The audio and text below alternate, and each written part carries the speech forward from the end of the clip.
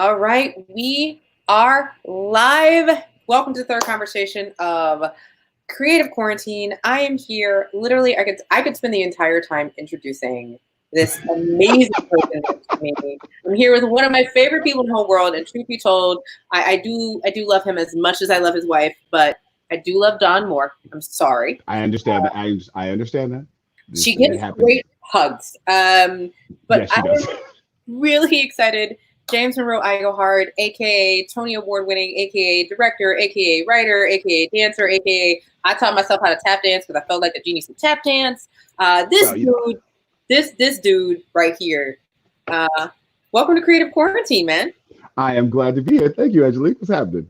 Man, you know what is happening, James Monroe Iglehart? We are all trying to stay safe. We are all trying to stay inside. We're all washing our hands and not touching our face, pretty much. You Yes, know, it I mean reminds me just not to touch your hands, looking at your face right now and not yeah, touching. yeah. Listen, and it's hard for me because I'm always like doing because I have cats, so there's always something on my face. There's always some kind of fur or whisker or something. So I'm always like having to put my gloves on to take stuff off my face. It's really crazy. Well, and that actually like brings up like my first question of kind of all I've been asking folks, like, how are you doing? How's it going? How's everything looking about where you are? And how has been this? Because you were at some point in this year and at the end of last year, you were in 3 shows and Yes. doing recording on the West Coast and doing Tangled, and like on all of these things. You were also last year in a public theater version of Hercules. Like you Yes. stay busy. I do. I try my best to stay busy. And the end of last year was a lot. I was doing Hamilton. I was doing Freestyle of Supreme. I was also doing Hercules. I was doing Tangled. I was doing a brand new show that I can't talk about that comes out in November. You The had a movie animated. that's coming out And this year that you were doing as well. actually, it just came out. It came out. It's on Amazon now. It's called The Three Christs, starring myself, Bradley Whitford. Why can't I think of his name? Richard Gere, yes, Richard Gere, Peter Dinklage, Walter Goggins, and so I was doing a lot last year. I said, but then, as everybody else went through it, we were doing our jobs, and then bam, everybody was like, stay home. The crazy thing is, my beautiful, wonderful wife, Dawn, she works from home. She works for a large biotech company, but most of the time she travels a lot. So she was already ready. This because she's done it so long, she was ready for it. I was the one I thought I was going to go stir crazy, and somehow, luckily, I found things to do. Thank God for streaming, and thank God for me to not think about myself, thanks to my friends and my wife. And we were like, look, let's reach out and do some things for the fans so that they won't go stir crazy. Our job is to entertain, and this is the best way to do it. Let's just keep doing what we do, keep entertaining folks, keep making people smile, keep making people happy, hopefully making them laugh, and do what we need to do to pass the time right now. So what has been kind of for you like? Because we've been asking creatives, like, of course you're honing your skills, of course you're still entertaining. Like, what has been the biggest adjustment, or kind of some of the little small adjustments you've had to make in keeping going and kind of keeping grounded, and for lack of a better word, keeping a little sane in this forced isolation. I won't say For those, because I don't think it is. right. For those of us who are, I don't know how it is for single people, but when you're married, one of the spouses, and when you come home, goes, "Wow, you're home. There are so many chores that need to be done." So I've been keeping busy. I washed the dishes. I cleaned the rooms. I went to went to our bathroom, went to my bathroom, went to my bathroom. My wife was like, you know what? Underneath the sink is like terrible. Would you like clean this out? So I cleaned it out. It looks great now. Like if you walk into our bathroom, like everything is in its right spot. Everything looks good. You know exactly where the lotions are, where the soaps are. I mean, I cleaned that bad boy out. So don't get me wrong. I am definitely doing creative things, but I am home. And when I am home, like these posters mean nothing. I am just husband. That's what I'm doing right now. I am husband and cat dad. So when I'm up, my wife says, get this, I go get it. And when I sit down, the cats lay on me. That's what I'm doing. I find time, in between those things to do stuff like this. I could do Good Morning America from this chair. Once Good Morning America is over, I'm doing stuff. Cat daddy. It's cat daddy. No, man. It's cat daddy. Right. In my head, because you're such a huge Disney fan, like I don't think people really truly understand that you have several. You are a musical fan. You are a Batman fan. You are a SpiderMan fan. You are a Disney fan. I'm a Disney fan. Yes. You spend more time at Disney. I won't say in who, but you spend a lot of time at Disney. In my brain, though, while you're doing these chores, you're singing. Like you might not. Oh, that is very true. I am singing. There was a song last week that became the theme of my wife and for my wife and I, and it was Sam Cooke's "What a Wonderful World It Would Be." So all week we would tell Google, I can't say it because she'll turn on the Google Home, and we would say play this song, and the song would come on. And then we would just do stuff around the house. We would cook together, clean together, and the song would come on. And then, of course, with all the songs that would go after it were just fantastic. So it was like, what is it? Ray Charles, The Temptations, Smokey Robinson. So it was like, so we were constantly singing. And I don't know if there's a thing I had on Instagram where I was singing Sam Cooke, but talking about how my wife hates that I make up words. I said, I was born, I live by the river, in an apartment, and when I sing, my wife wants to kill me. Ever saying something stupid like that, like I was making up lyrics because I always do. Because I never know the lyrics to songs. Like if I rehearse a song, I know the lyrics. If I don't, I just make stuff up. What? Oh God, yeah, I don't know the lyrics to any song. I never know the lyrics to any song. I never. You can ask my wife, like okay, the best one is done. We're listening to Earth, Wind, and Fire, and September comes on, and I am just making up. Do you remember when we were out there when the timber? She's like, no, not the timber. There's no timber in that song. Oh, I'm pretty sure that word is the 21st of September. I'm pretty sure. But there is a moment where that wonderful sing where Maurice White says September, and we all know it. You know that part where he goes September, and you're like September. Y'all left that in. Yeah, this was in the studio. You could have edited that out, but you left that in. I feel like that was just his cousin from down the block. No, man. He says the other one that makes me laugh is if you listen to Bill Withers, "Ain't No Sunshine When She's Gone." There is a moment in that song that sounds like Bill fell asleep, and you know what I mean. Watch. He says, and I know, hey, yo,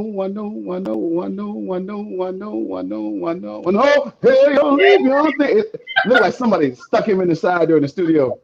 It's like, listen to the song again. It sounds like that brother fell asleep, and somebody stuck him in the, leave your things alone. It's one of my favorite moments. And of course, my wife, we've been married for 18 years. So every time that thing comes on, I do that joke. And my wife still laughs, but she's kind of like, she knows it's coming. She just waits. She just stops everything she's doing and watches me fall asleep wherever I am. Oh, but I love this. And I love, it's one of those things, and we were talking to Stacey London yesterday about how there's this added space to kind of reconnect. And we've talked a couple of times just about reconnecting on personal projects, right? Reconnecting on stuff we've been writing or stuff we've been trying to come up with separately, but also together. We'll get it together to a point. Right, but for you, in between being cat daddy and one of the larger Disney dwarfs that sings while cleaning. Exactly. He was very tall for his height because you are 6 foot. Yes, thank God. Have you found time and space for creating, and what does that look like for you in kind of putting that space in and kind of channeling that energy? Because there's a lot of anxiety right now that folks are dealing with. What's funny is I was right before all this happened. I have this idea in my head, which will probably take even longer now that all this has happened. I've always wanted to do. I have a huge love for stand-up comedy and solo shows. Like the style Richard Pryor did, where he would break into character and talk directly to the audience, where he wasn't just doing jokes, he was playing a character and telling a story, and also his storytelling skills. People from John Leguizamo, Whoopi Goldberg, Billy Crystal, Robin Williams. These are all of my favorite people, and I've always wanted to do something like that. And my friend Mandy Gonzalez, who was in Hamilton with me, she challenged me. She said, this was a month ago. A month ago, she said, "Okay, you say you want to do it. I challenge you." I said, What do you challenge me?" She goes, She goes, "March 25th. You should have something written, and I want it delivered." Then all of a sudden, all this happened, and we texted each other about a week or two ago, and she was like, "So March 25th is still on, even though we're not at the theater, it's still on. Today's March 25th. Right before we started this, I sent her two pieces from the show that I'm writing. And as of right now, it's funny, and it's about me being a little kid and all the stuff that I went through as a kid. It's called I Was a Kid Once. That's the working title. It probably will change whenever we do it. But with the way theater is right now, I don't know how long it'll take, but it's fun working on. It's fun looking at. It's fun writing things. It's fun remembering. Because now I get to call not that I always call my dad, but I get to call my parents, call my cousins, call my aunt, and laugh with them, and then take those laughs and then put them into the story. So that's what I'm working on right now. Also, I got a couple comic book stories in my head. So the next couple of days are about writing down those ideas and seeing what happens. Because nothing like, when you have friends like you, when I have friends like you and all my other writer friends, I'm like, I know they're doing something. There's that FOMO moment where you're like, yeah, I can sit down and watch TV, but I should be doing something. Well, and I love that, right? Because there's this balance between allowing yourself to exist and not trying to solve all the world's problems, but also that I love that you have an accountability partner, because I have one too, who's also a writer, who is like, written many more comic books than I will ever have my hands on. And they were like, "So, talking about your book this week?" And I'm like, yeah, right.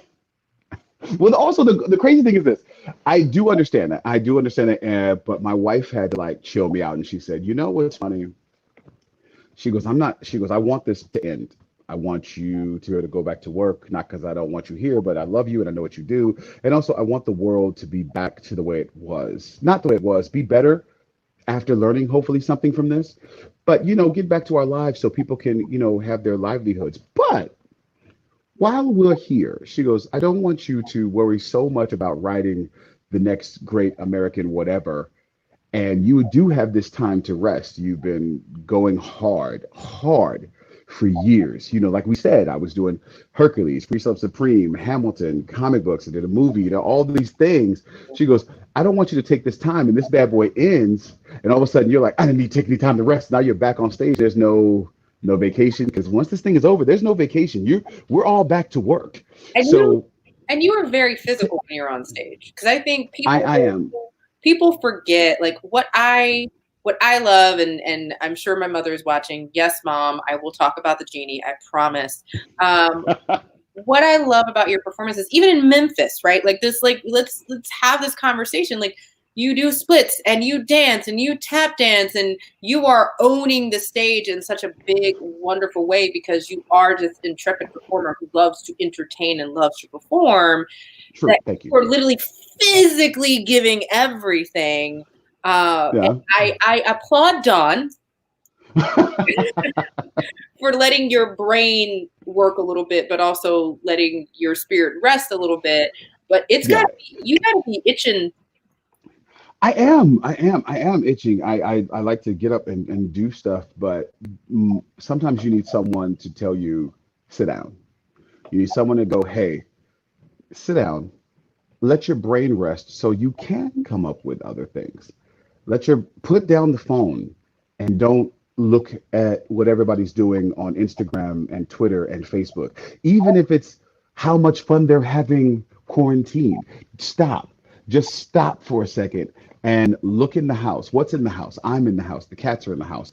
We have things that have to do with our family. Call mom, call dad, call sister, call brother, call auntie, call the kids. Do something that doesn't have to do with you going out and doing something, because what we found with this whole quarantine situation is the important things are the folks that we care about. the important things are the folks that we love, even if they are our business partners or business friends. We're learning that, wow, having a Tony and being on Broadway really isn't as important as making sure your family is safe and not out there getting COVID-19. Yeah, and You're like, Broadway so has that, already lost a couple of folks this week. yeah, yeah. I mean, we lost Terrence McNally, and what's funny is I love Terrence McNally because he wrote with Mel Brooks, and he also wrote Full Monty, which is one of my favorites. I mean, these are some. I mean, the plays he wrote. These are. And what's funny is I'm from musicals, so I mean, I know his play stuff, but I really know his musical stuff. That's a powerhouse man. Yes, sure, he was in his 80s, but for them to find out that coronavirus had something to do with it, so it's about learning what you can do if you when the chips are down, and you find out what's important is the folks you care about and the folks that care about you. The work will always be there. Someone's always going to have a stage. Someone's always going to have it. See, right now we're doing this. This is entertainment. We found a way to do something. So this is always going to be here. But that moment of having time to be with the ones you love, you don't think that much because you're so busy working. But don't get me wrong. I mean, I still love the work, but I've found more time to talk with the folks I really care about. Yeah, and I love that. So I want to remind everybody who is watching right now, you can ask questions on Twitter, on the YouTube. Just write in the comments, and I actually get those comments, and I can ask questions. And also, if you're watching right now, make sure that you're sharing with folks so they know that they can join the conversation. Please. Because James loves questions. Just a big. I do. I really do. I really do. And we do have our first question from Stormageddon. We're going to put it up here. James, who is your favorite Spider-Man villain? This is very important. Okay. That's hard because there's so many. But let me think about it. Who would be my favorite Spider-Man villain? Honestly, I'm kind of old school. I really do kind of dig Green Goblin, but I love the Sinister Six. There's something about them all realizing we can't beat you alone, so let's all get together. We are greater together, but we don't want you to be great. Right. It's because you know what? Because it reminds me of when I was a kid, and like one dude wanted to fight you, and you could beat him up, and then so he came back with his gang, and if he wins, he would say, "I beat your ass," and you were like, "There was 8 of you, 8 of you. You didn't. That's not one person. You didn't. Y'all did." So Green Goblin, yes, but the Sinister Six, that group, it's amazing. We have another question from Disney on the Brain. Oh, I too want to see this happen. I don't know. That's up to Tina Fey and her husband who created the great Unbreakable Kimmy Schmidt. I had a great time. I had a wonderful time. Also, the fun thing about that is Titus Burgess, who plays Titus Andromedon.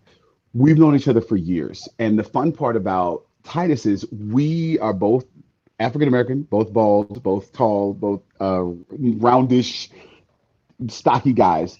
You both never have singing voices. Yes, but because of that singing voice, we never ever competed in real life because he's a high tenor and I'm a baritone. So we were never up for the same things in real life. So it was so funny because people were like, "Wow, do you guys really compete?" It's like the first time we ever like really worked together, we had seen each other and we always knew each other, saw each other's shows, but we had never competed until our characters competed together, and that's what made it so much fun. So speaking of, so you were on Perfect Harmony.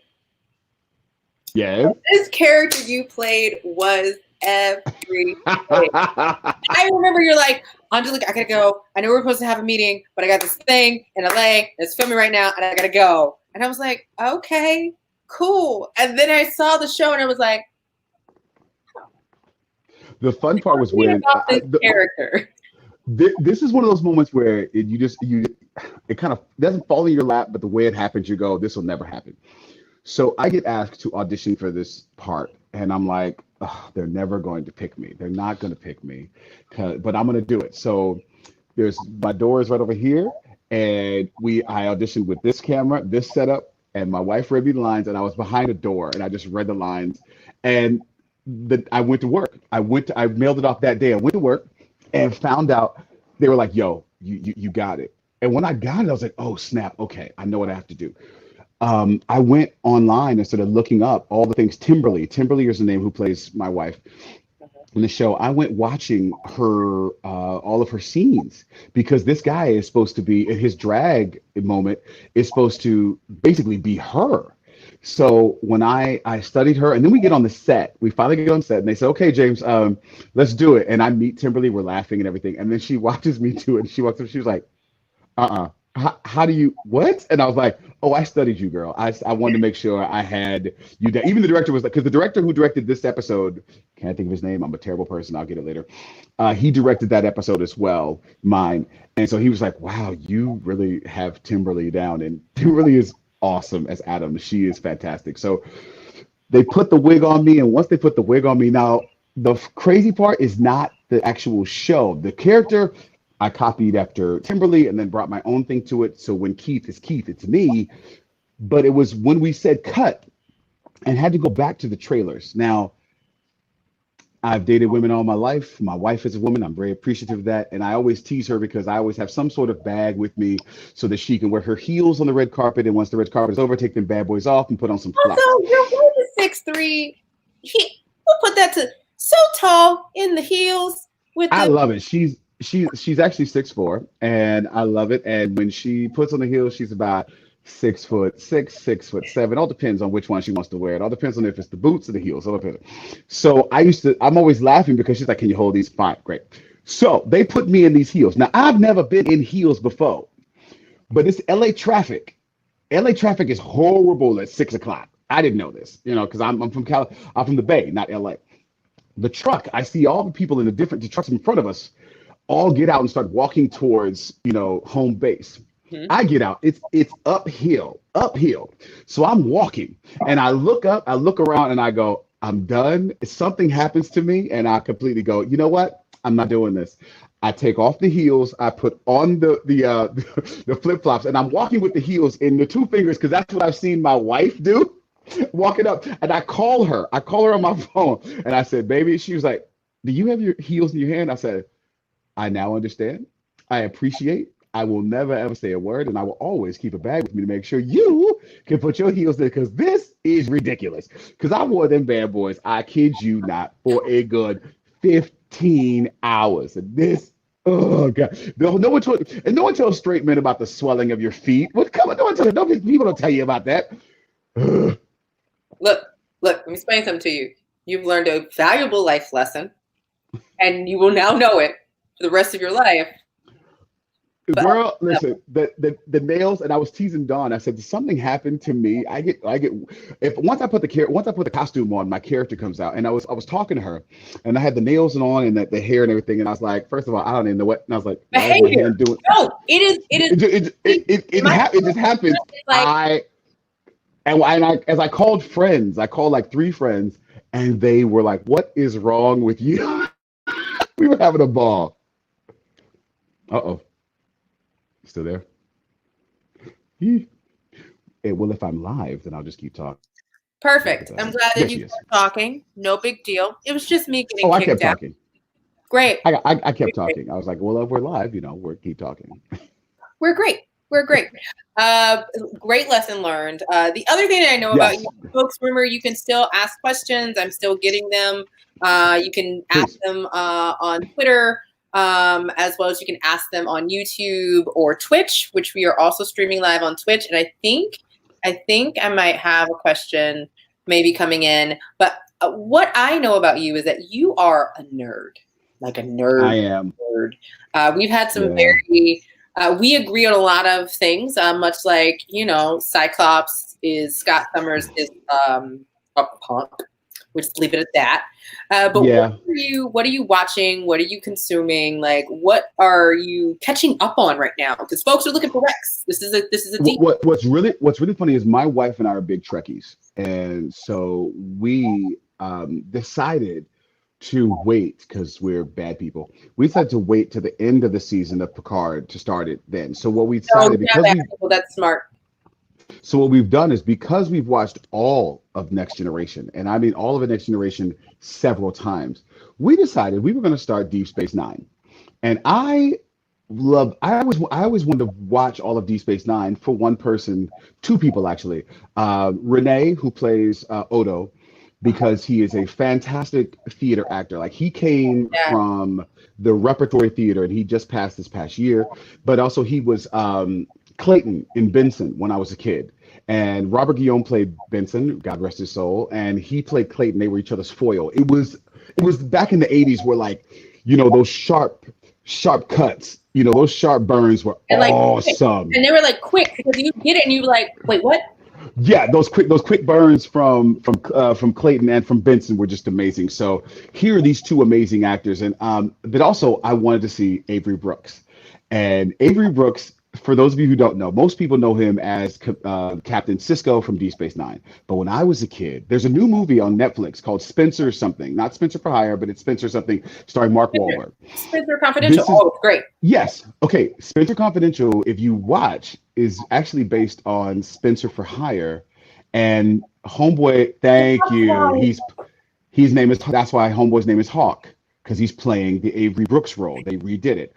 Now, Avery Brooks, back then in the 80s, had a bald head and a goatee. This is before Samuel L. Jackson did Shaft. This is before anybody else was going bald and wearing a goatee. This is Avery Brooks. And Avery Brooks was so badass that they gave him his own show. Now, I'm about 10, 11 years old. I'm watching this show called Hawk. My father walks in and he says, "What you watching, son?" I said, "I'm watching Hawk, Dad." And he sees this black man punch this dude and say, "Get up so I can knock you back down." And my father looks at me and says, "Watch it because it won't be on that long." Sure enough, Hawk was canceled. Hawk was canceled after one season, maybe not, maybe a couple of episodes, because in the 80s, having a black man that militant, that strong, sunglasses, always well dressed, giant gun, and talking like that, if you were a strong black man, you had to be a part of a team. You were a team. You could be a white dude, you could be MacGyver, you could be Knight Rider, but you couldn't be by yourself. Now, here we are all these years later, and this man is the captain of Star Trek. So my wife and I starts watching it, and we realized very quickly, Avery Brooks is wonderful, and also one of the most overacting actors in the history of life. He is worse. Shakespeare to Star Trek. And not just regular Shakespeare. No, we're talking live 3D Shakespeare, but he is as bad as William Shatner. It's so good. But we are through season 5, about to start season 6. So nerdiness. I said all that to say that we're watching Deep Space Nine. We're having a great time. It's fun. The stories are great. It's a little where Star Trek Next Generation is very like uplifting. Deep Space Nine is like in war. They're in war from the beginning. I don't know. It's just we have to watch Disney things afterwards, because after about 5 episodes, you're just like, kill me. I gotta watch something happen. But it's so good, and we are so engrossed. So I can't wait to finish it. It's wonderful. So that's what nerdy thing I'm watching right now. We have another question from Maddie Bones. Hi, James. Do you have any advice for someone wanting to get to Broadway but needs some serious acting singing training? Sending all of my love. Hello, Maddie Bones. How are you doing? I know her very well. I know her family. Her dad is one of my favorite stage managers in the entire world. And Maddie Bones also happens to be an amazing gymnast. She is a beast. When I was in the Wizard of Oz in San Jose, there was a tumbling moment of this little girl literally rolled herself into a circle and rolled across the stage. That was Maddie Bones and her sister. Yeah, she's amazing. So Maddie, my advice to you is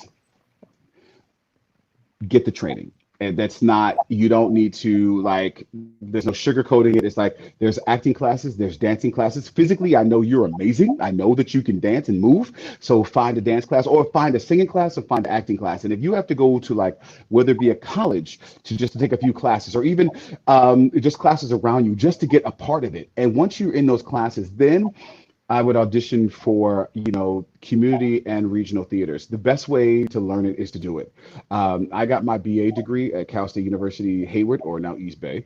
And I went into the world and just started acting, to be perfectly honest. That's kind of what it is. But there are several places to go. And also, with the way things are now, Everybody's training online. You could do acting classes online, even dance classes. I have my friends who are teaching dance classes for people at their house.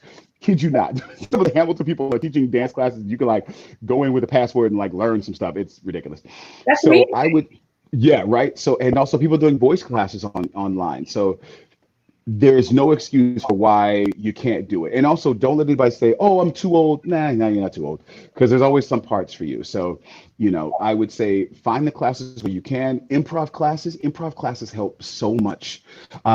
Just reading, just taking a magazine and reading it out loud so you can hear what you sound like, really, really, really helps. So that's my advice.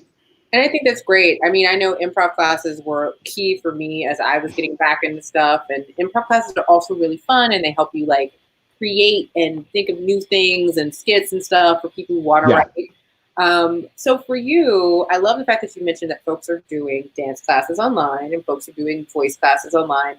Is there anyone you're listening to right now or any artist that you're kind of helping to promote or push their stuff right now that you want to shout out? Um, Are there that too goes many? like crazy. Too many names and no one at all. Like literally, I like went into once the quarantine happened. I like went in quarantine. Yeah. Let's just say it. Let's say quarantine because people in our wonderful. I'm not. I shouldn't say that. I'm probably going to get in trouble. Our wonderful governor was like, "No, I don't want to scare people by saying quarantine. It's a quarantine. It's quarantine. People stay home." But Can you say that um, again? Because this is the very important message of this entire show: is to do what are you supposed to be doing? stay at home. Stay at home. Stay. Don't spread it. Stay at home. If you got it, you may not know you have it. So don't spread it. Just stay at home and watch me. Thank you. No. No. You have a lot of Um, stuff to watch because we hadn't even talked about your voiceover work. that is very true. There's so many things to watch. But I've kind of like just chilled and kind of went back to old school. My wife and I, like I said, we've been listening to old school R&B, old school. We've been listening to Heart. That's one of my favorite bands, Right? So Heart and like Chicago and like old school R&B, Sam Cooke, Temptations. We've been going back. Although I will say there's a dude who I don't know and I wish I could know him. His name is Gregory Porter. Oh This brother, yes, his lip. I because he was. that Mm. his albums are ridiculous. If you want something that'll just soothe you but also move your soul, Gregory Porter. And if I'm Like not this is mistaken, serious. one of his songs was actually in the second season of Luke Cage, which Yes, is yes, yes, how yes, yes. I It was. discovered Yeah, his music. His voice is yeah. like butter.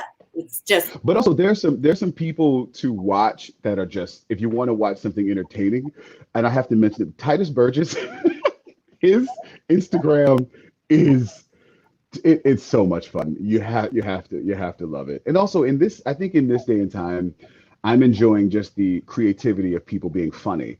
I know some people go, making jokes about COVID-19 isn't funny, it's insensitive. Some people need to laugh to get over it. Some people need to smile. If you don't, you'll just cry because you look at what's going on, you watch TV, and every day it's just freaking depressing. So some people need to laugh. So when I see the memes that come up that are funny or insensitive or ridiculous, they just crack me the hell up. I think it's awesome. I think it's great. did you see Missy? Missy Elliott's is probably my favorite. Yes. I'm gonna Oh my God. Yes. before you leave Missy your Elliott. house, you need to ask, is it worth it? Can It you work it? work it. Hold on, how's it? Is it worth it? Can I work it? Can I put my thing down, flip it, and Down reverse? and reverse it. I was Thank you, baby Missy girl. Elliott. There are so many. There's one meme that's out, and it was like confused about the social distancing tree. Use this decision, and it says, "Are you home? Yes, no." And on the yes, no, are you home? And it says yes, and it just says cool, great. And if it says no, it says go home. Are you home yet? Go home. Go home. I don't think you Go understand. home.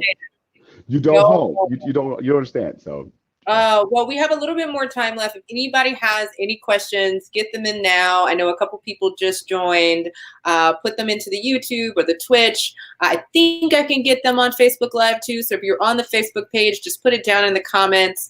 And so I think for me, like I love just like imparting. So something that I've heard in your voice is figure out how you can let go of some of this anxiety, how you can step back, understand what your barriers are, understand yeah, when you're at your full, understand you do not have to be connected. all of the time, and kind of support this idea that you can exist in this microcosm. We just got a question. Oh, my 11-year-old Brooke just asked me to say hello and let you know how much she loves you as Genie and Lance Strongbow. Thank you very much. Thank you, Brooke. How are you doing? I love being Lance Strongbow. It was one of my favorite moments. I was doing Aladdin. I was doing the Genie, and this awesome executive producer named Chris Sonnenberg saw me and wrote the part for me. And little did I know that I was going to get to do two original songs by Alan Menken and Glenn Slater, and then not get to work with Zachary Levi, who I was a big fan of. And also Zachary gave me my Tony that night. He's and to be able to work with, I still haven't met her yet. Mandy Moore, if you're out there, I love you. Be able to work with Mandy Moore, Jeremy Jordan, who I've known for years, Eden Espinosa, who I've known for years. So that show oh God, we had a great time. Oh, okay. We just got something from Chris. Just want to say thanks for making me laugh during the last few weeks. You're awesome. Thanks, Chris. Good to talk to you, man. And I think, that's such an amazing thing. And I know how much you love Alan's work. Oh, gosh, yes. And we've had this conversation over and over and over again about having this ability to really do those dream jobs, right? Like you've had this incredibly blessed situation where you loved the Genie. Like you said to yourself as a kid, I'm going to be that role. And then you played it and then you played the heck out of it to a point that you got a Tony, right? And what folks don't know, what I love about you, there was not near one show that was the same show every single night of Aladdin. Not near one.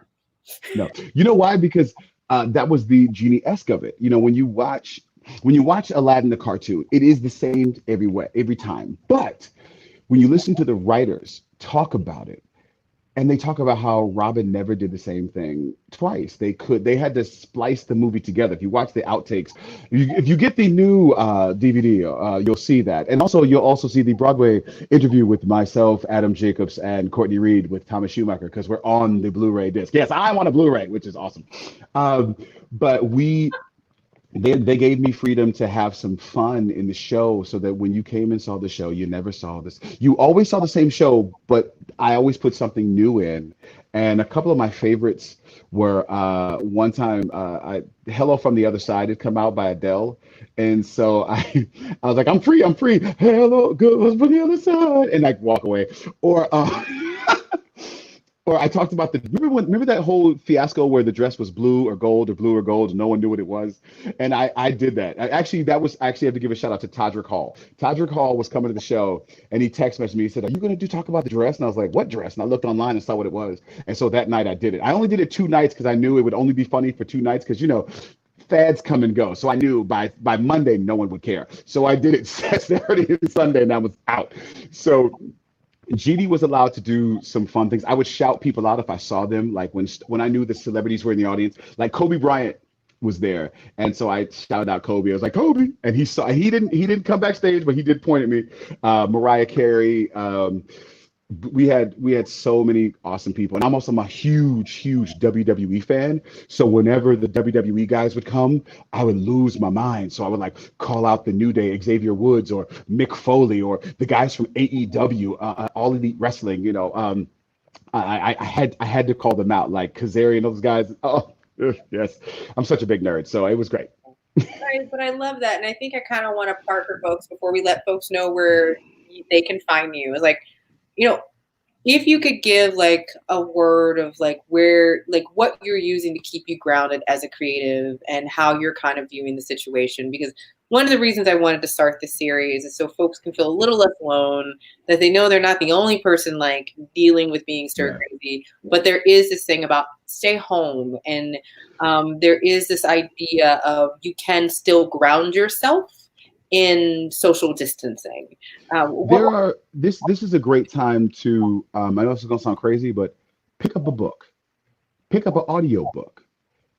The one thing that you've been saying, I want to do it now.